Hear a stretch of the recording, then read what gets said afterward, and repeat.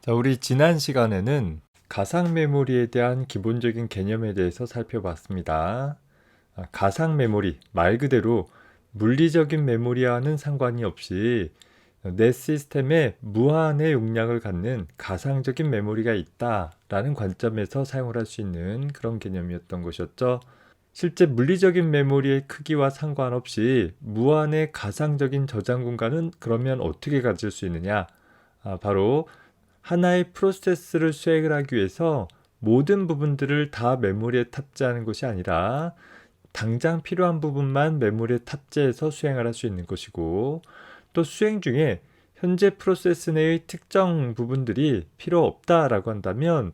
디스크 스왑 명령으로 내보내줌으로써 현재 물리적인 공간을 비워 다른 프로세스들의 부분들 혹은 다른 프로그램을 수행할 수 있는 추가의 메모리 공간을 확보할 수 있는 그런 개념인 것이었습니다. 자, 오늘 시간에는 이런 가상 메모리에 대해서 좀 더 세부적인 특징들과 또 고려 사항들을 한번 살펴보도록 하겠습니다.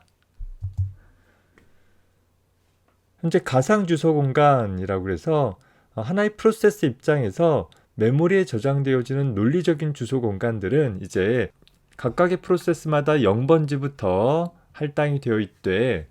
그 크기가 더 이상 물리적인 메모리 공간에 제한되지 않아도 됩니다. 다시 말해서 각각의 프로세스는 0번지부터 시작되어지는 연속적인 주소 공간이 할당이 되어지되 각각 코드 영역이나 데이터 영역, 그리고 스택 영역, 힙 영역으로 구성이 되어 있을 것이에요.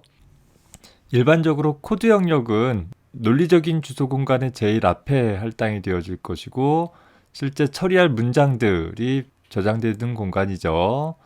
데이터 영역은 전역 변수와 같은 정적 변수들을 위한 고정된 위치가 할당되어지는 공간이 될 것이고,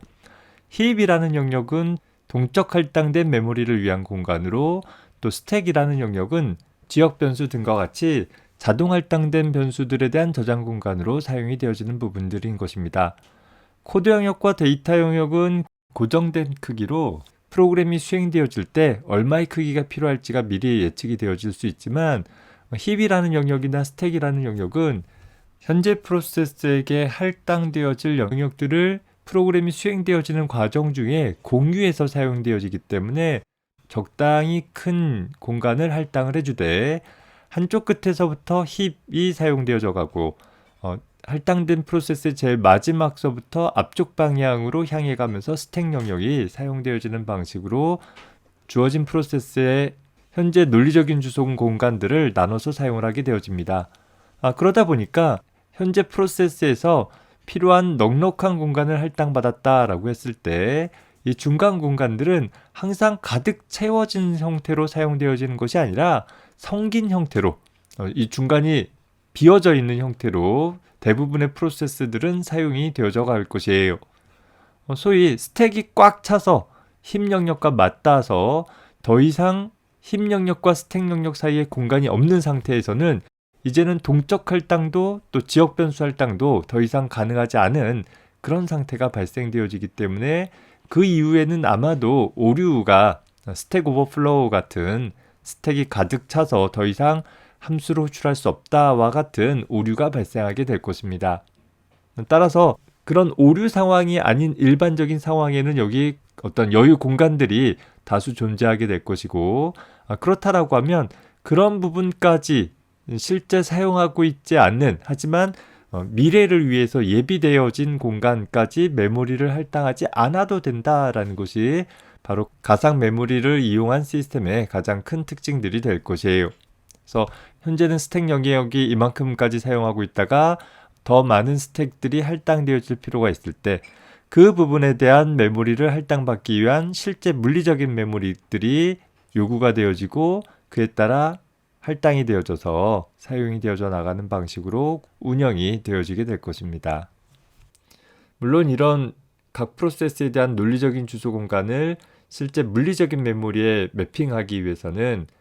CPU 패키지 내에 포함되어 있는 MMU에 의해서 적절한 변환 과정들이 일어나야 되겠죠. 더불어서 가상 메모리 공간의 기본적인 개념 자체가 현재 프로세스를 위한 모든 논리적인 주소 공간이 실제 물리적인 메모리를 할당받지 않아도 되기 때문에 가능한 그런 개념일 것입니다. 현재 물리적인 메모리보다 큰 가상 메모리 공간을 블록 다이어그램을 통해서 나타내 보면 실제 물리적인 메모리 공간들이 제한된 영역만 갖고 있다 하더라도 각 프로세스 혹은 특정 프로세스에게 할당되어진 논리적인 주소 공간은 실제 물리적인 주소 공간의 크기보다 훨씬 더 클 수 있다라는 것이죠. 하나의 프로세스의 크기가 클 수도 있는 것이고 현재 시스템에서 동작하고 있는 모든 프로세스들의 논리적인 주소 공간들의 합이 현재 내 물리적인 주소 공간보다 크다라고 생각을 해볼 수도 있을 것이에요. 어찌됐든 간에 현재 각 프로세스가 수행되어질 때 필요한 일부 페이지들에 대한 정보들은 각각의 페이지들에 대한 테이블을 통해서 적절히 매핑되어져서 실제 메모리 프레임을 할당받도록 하되 프로세스가 수행되어진 이후에 한 번도 사용되어질 필요가 없어서 아직 메모리를 할당받지 않았거나 혹은 사용 중에 더 이상 필요가 없어서 잠시 수압 영역으로 내쫓아진 영역 부분들은 디스크 영역에 보관을 해두고 나중에 실질적인 해당 페이지가 필요할 때까지 굳이 메모리로 들여오지 않아도 되고 그 나머지 부분들을 이용을 해가지고서 다른 프로세스들을 또 다른 페이지들을 탑재해서 사용을 하는데 활용해 줌으로써 내가 가지고 있는 가용 메모리 공간들을 이론적으로 무한으로 늘릴 수 있는 그런 개념이 될 것입니다. 이런 가상 메모리를 사용을 해줌으로써 우리가 얻을 수 있는 이점은 기본적으로 페이지나 세그멘테이션을 기반으로 해서 동작을 하다 보니까 비연속 할당 방법들을 사용을 하는 것이고 현재 프로세스 간의 메모리 공유들을 좀 더 수월하게 해줄 수 있는 이점들이 있을 것이에요. 각각의 프로세스들은 페이지 테이블이나 세그먼트 테이블 같은 것들을 통해 가지고서 자기 자신의 논리적인 주소 공간에 해당하는 프레임이 메모리 어디에 있는지들을 매핑해주면 되다 보니까 하나의 논리적인 프레임들을 서로 다른 프로세스 간에 공유해서 사용하는 것이 수월하게 진행이 될 수 있을 것입니다. 예를 들어서 뒤에 나와 있는 것처럼 두 개의 프로세스가 있되 두 개의 프로세스가 공통의 공유 페이지를 통해 어떤 공유 라이브러리 부분들을 공유하고 있다라고 한다면 이 프로세스가 사용하고 있는 공유 라이브러리랑 이 프로세스가 사용하는 공유 라이브러리 내용이 다르지 않다라고 한다면 특히 라이브러리라는 코드 영역은 그 페이지의 내용이 바뀔 부분들도 아니기 때문에 메모리 프레임 하나를 할당받아 놓고 서로 다른 프로세스들이 자신의 페이지 테이블을 통해서 이 부분을 접근할 때 여기를 접근해라, 이 부분을 접근할 때 여기를 접근해라 라는 식으로 수월하게 매핑을 해줄 수 있게 되어진다라는 것입니다. 더불어서 프로그램이 수행되어지는 동안에 할당되어질 메모리의 양이라든가 또 어디에 어떻게 배치되어져야 하느냐라는 부분들에 대해서 특별히 신경 쓰지 않아도 된다라는 장점이 있을 것이에요. 나한테는 이론적으로 무한의 메모리가 있는 것이니까 필요한 어떠한 양의 메모리도 할당받을 수 있는 것이요.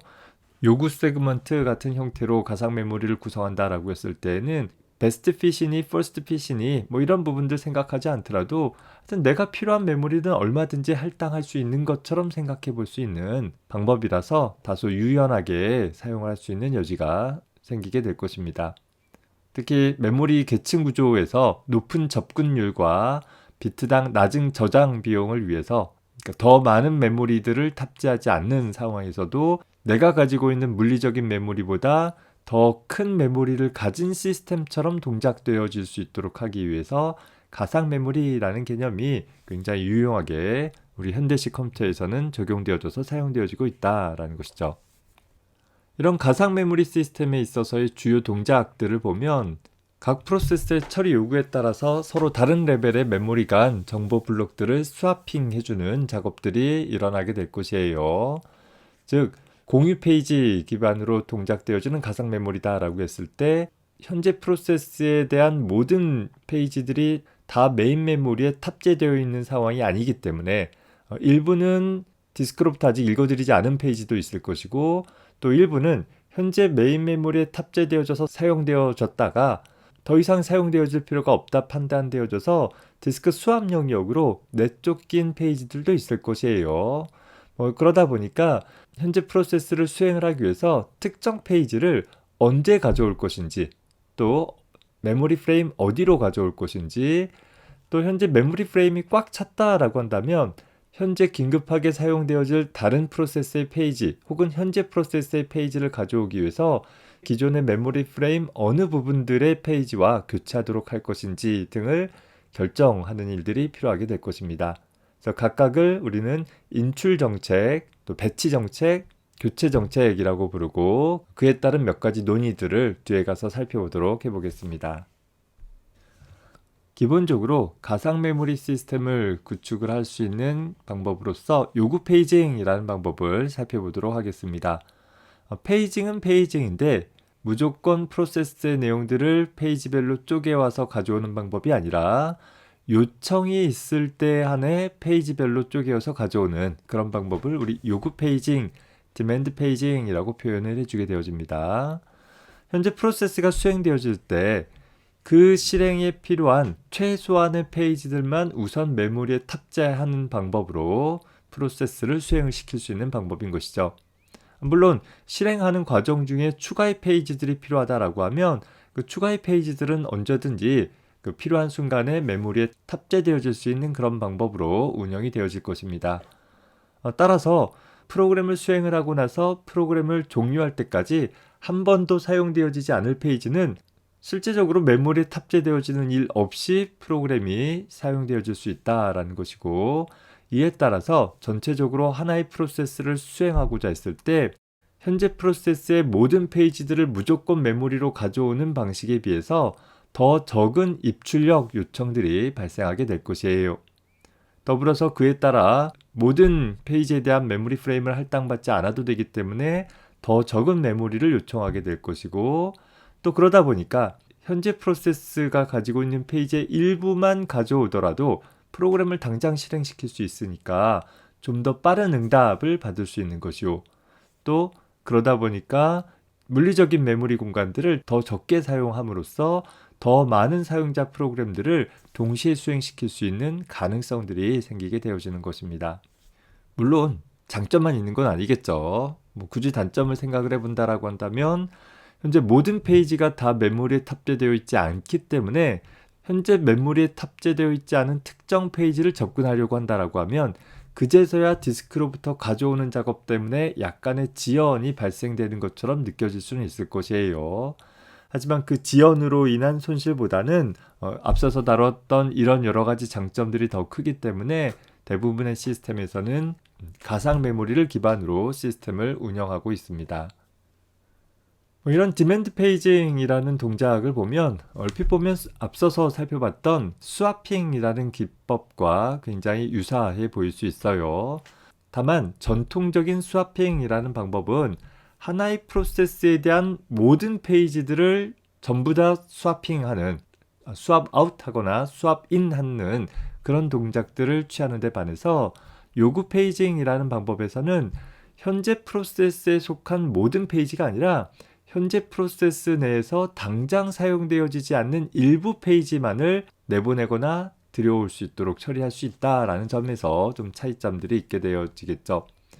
즉 어떤 프로세스의 내용이 스왑 영역으로 스왑 아웃 되어졌다라고 했을 때 현재 그 프로세스 중에 일부 페이지가 필요해서 다시 메모리로 가져오고자 한다라고 하면 현재 스왑 아웃 되어진 프로세스의 전체 페이지를 다 가져올 필요 없이 내가 당장 필요한 페이지만 가져오면 되는 그런 방법을 통해서 스와퍼 입장에서는 모든 내용들을 다 처리하지 않고 일부만, 당장 필요한 일부만 처리한다라는 의미로 게으른 스와퍼라는 의미로 표현되어지기도 합니다. 여하튼 하나의 프로세스 내에 포함되어지는 각각의 페이지별로 스와핑을 처리한다라고 기억을 해주면 좋겠습니다. 그래서 하나의 프로세스가 사용되어지다가 특정 페이지가 필요하다라고 했을 때 그 페이지가 유효한 페이지에 대한 요청인지를 살펴봐서 유효한 페이지에 대한 요청이 아니면 어버트 해서 오류 처리를 해줘야 될 것이요.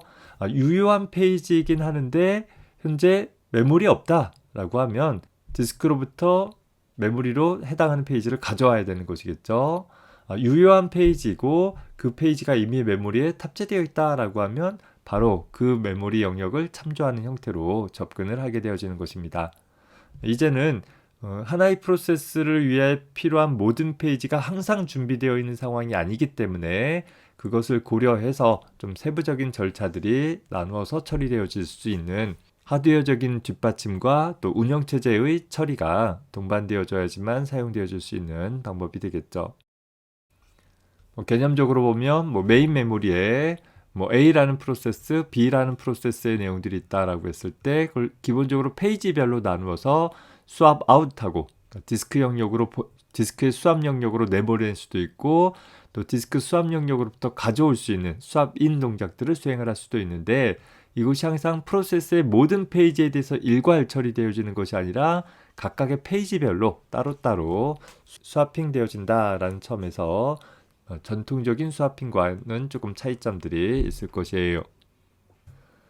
자, 그러다 보면 하나의 프로세스 입장에서 각 페이지가 메모리에 탑재되어졌는지 혹은 아직 탑재되어지기 전인지 같은 것들을 좀 관리할 수 있는 방법들이 필요하게 될 것입니다. 자, 그러다 보니까 현재 페이지 테이블 내에 valid, invalid bit라는 것들을 두어서 각각의 페이지에 대한 프레임 번호가 유효한 번호인지 아닌지 같은 것들을 명시적으로 나타내 줄 수 있을 것입니다. 즉, 페이지 테이블 내에 특정 페이지에 대한 valid, invalid bit가 valid 상태이다 라고 하면 예를 들어서 1이면 valid, 0이면 invalid다 라고 가정한다라고 하면 1로 설정되어 있다라고 하면 현재 페이지는 유효한 페이지구나, 즉 메모리에 탑재되어 있는 페이지구나 라고 간주해서 현재 저장되어 있는 프레임 번호의 값을 얻어다가 메모리를 바로 접근하면 될 것이고 또 어떤 페이지에 접근하려고 했는데 그 페이지가 인밸리드하다 라고 한다면 인밸리드 비트가 설정되어 있다라고 한다면 즉 0의 값이 설정되어 있다라고 하면 현재 페이지는 메모리에 존재하지 않는구나 라는 표식으로 식별을 해볼 수 있다라는 것이죠. 자, 물론 이런 페이지 테이블의 초기 값은 모든 페이지가 메모리에 적재되어 있지 않은 상태인 인밸리드 상태가 될 것이고 이후 프로세스가 수행되어지고 그에 따라서 추가로 요청되어지는 페이지들이 메모리에 탑재되어질 때마다 페이지 테이블의 프레임을 할당을 하고 valid, invalid 비트 값을 valid 값으로 수정을 해 나갈 수 있을 것이요. 현재 또 메모리에 탑재되었다가 디스크 영역으로 스와핑 되어져서 할당받은 메모리를 해제하게 되어지게 되면 valid 상태의 페이지들은 다시 invalid 상태로 수정할 수 있는 형태로 관리가 되어질 것입니다. 그래서 예를 들어서 보면 현재 논리 주소 공간이 다음과 같이 8개의 페이지로 구성되었다라고 했을 때 8개짜리 페이지 테이블이 존재하는 것이고 현재 valid 비트가 셋되어져 있는 0번, 2번, 5번 같은 경우는 현재 메모리 프레임을 할당받은 부분들이더라라는 것이죠. 그래서 0번 페이지를 접근한다라고 하면 메모리 4번 프레임으로부터 필요한 데이터들을 얻어올 수 있게 되어지는 것일 거예요. 반면에 1번이나 3번, 4번, 6번, 7번 같은 경우는 아직 인밸리드한 상태이기 때문에 이 페이지들은 메모리를 할당받은 상황이 아니기 때문에 만약에 프로그램 수행 중에 1번 페이지가 필요하다라고 한다면 디스크로부터 그 1번 페이지에 대한 내용을 읽어다가 적절한 프레임을 할당을 해주고 그리고 페이지 테이블을 갱신한 후에 그리고 접근을 해주는 일이 필요하게 될 것입니다. 자, 이렇게 프로세스를 수행을 하면서 해당하는 프로세스의 모든 페이지들을 메모리에 탑재해 놓은 상황이 아니기 때문에 어떤 하나의 명령을 수행하고 있는 과정 중에 현재 프로세스에 대한 특정 페이지를 참조하고자 했을 때 현재 페이지가 아직 메모리에 탑재되어 있지 않음을 알려주기 위해서 이 페이징 하드웨어가 운영체제에게 보내어지는 일종의 신호 값을 우리 페이지 부재, 페이지 폴트라고 표현을 해주게 되어집니다.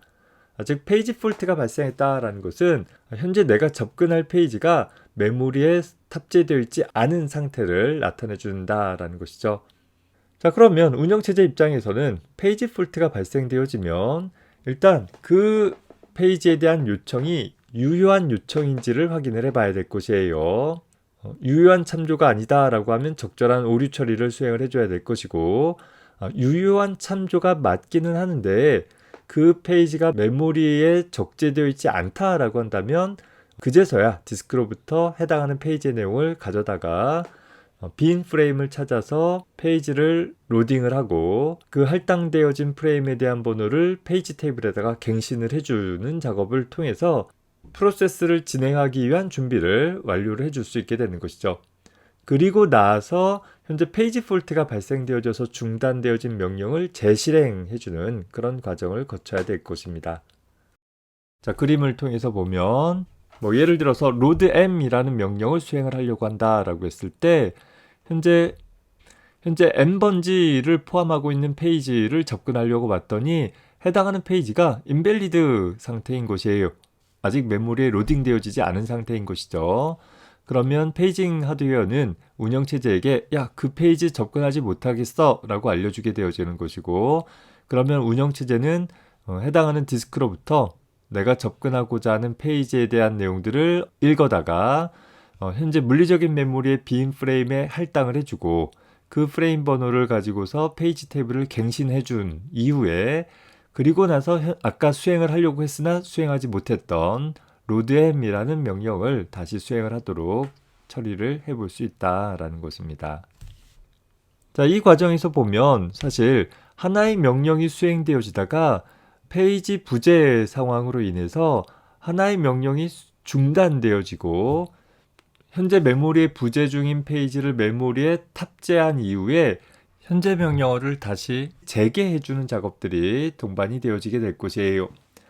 현재 우리 컴퓨터 구조에서 보면 하나의 CPU 명령어가 처리되어지는 과정은 보면 크게 명령어 인출 과정과 명령어 실행 과정 이 두 가지로 나뉘어지게 되어집니다. 크게 보면 명령어를 메모리로부터 가져오는 과정과